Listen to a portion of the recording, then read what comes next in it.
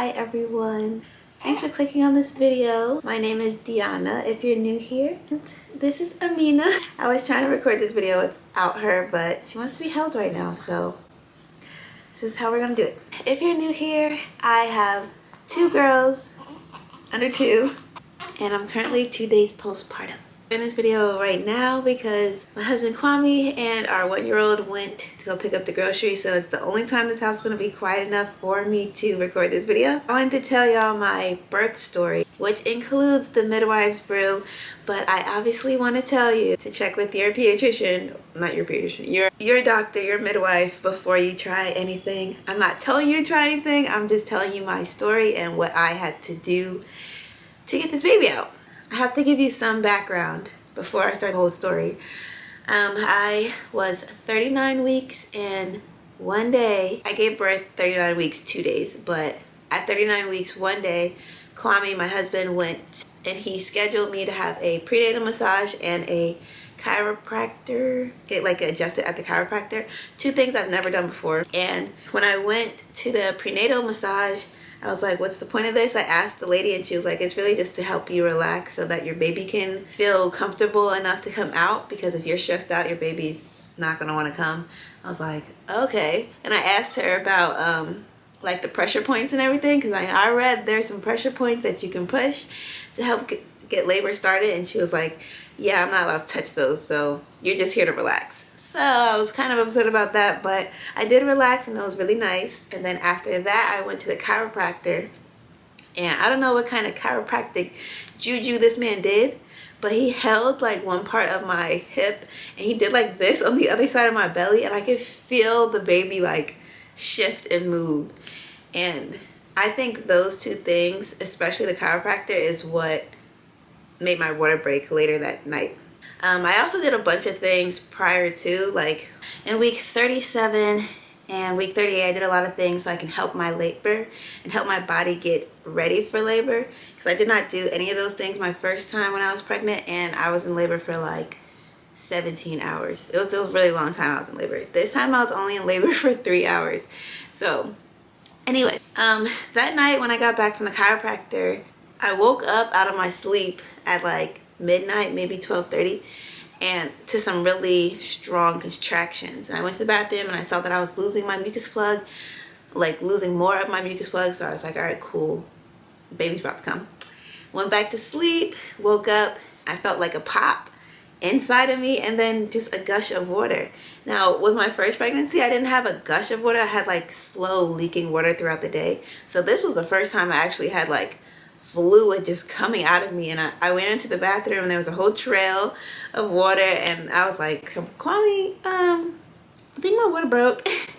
He was like, all right, cool, baby's coming. And then I started having some contractions, but they weren't really strong at all.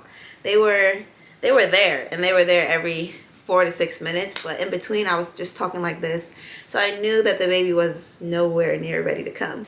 When I'm ready to be in labor, I can't speak, I can't do anything besides focus on letting my body do its thing. So I called my midwife and she came over probably about like 6:30 in the morning. She checked me and she told me I was only 2 centimeters dilated.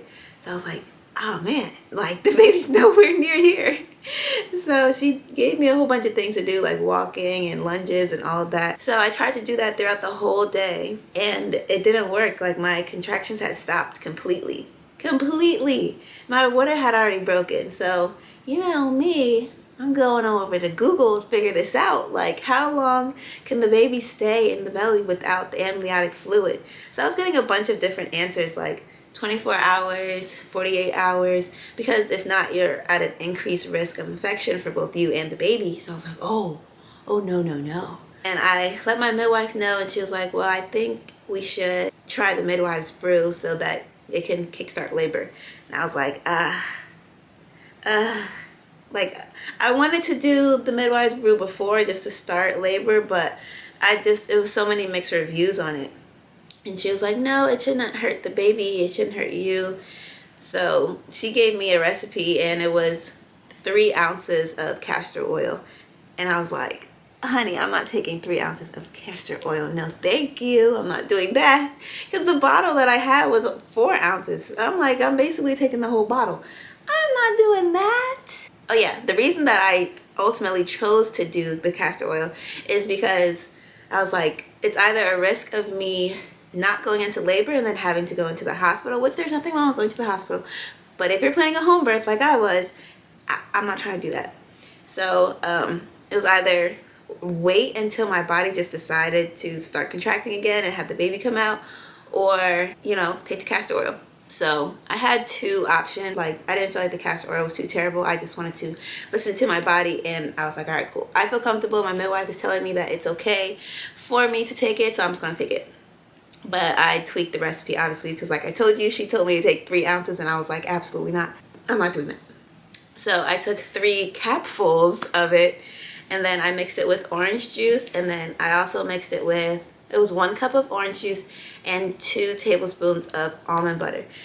But the store I went to didn't have regular almond butter. They only had honey almond butter, which was fine because it tastes really good, actually. And I know everyone says it tastes disgusting. I didn't taste the castor oil. I didn't really taste the almond butter. I really just tasted the orange juice and the honey. So if you are going to try that, try the honey almond butter because it tastes a lot better. So I took that at 8:25 p.m. My water broke at 1 a.m. the night before. So I'm almost there at that 24-hour mark. I had to go to the restroom and poop at like 8:45, so it worked immediately, the laxative of the castor oil. But I didn't start contracting until, I want to say 10 o'clock I started contracting, but they weren't heavy. It wasn't until 11:30 p.m. that they really picked up. So at 11:30 p.m. I was in full-blown like, oh my gosh, this baby's definitely coming. So I told Kwame to call the midwife and let her know, because we were tracking them, and my contractions were lasting like a minute and a half. Like, it felt like they were lasting a really long time. I don't know, Kwame was the timer person, so he was saying that they were lasting like a minute and a half, but I think they were lasting like a minute. But it took me a little bit to recuperate to tell him to stop the timer. So it was lasting about a minute, and they were coming every 2 minutes, every 1 minute. Like, they were just back to back to back to back. So I knew I was in active labor. And then my midwife came and checked me. She said I was 5 centimeters. I looked at her like, ma'am, respectfully, you are wrong. I am not 5 centimeters dilated. I am way further than that. So she had me kind of be in a position. I had her on the bed, by the way. This bed right here. She had me be on the position, kind of like the mile circuit, like your leg is all the way up on one side and then your other leg is straight. And I could feel her. This was after. First, I was on the toilet, and I was on the toilet for a long time, and I felt her coming. I felt her like come down into my pelvis, which was like the craziest feeling ever. And I was like, man, I could have this baby right here on this toilet, but I'm gonna decide not to, because I can't have my girl go out like that. Like, you're a toilet baby? She don't want me on toilet baby. So I got up and went to the bed, and that's when my midwife told me to go in that mile circuit position.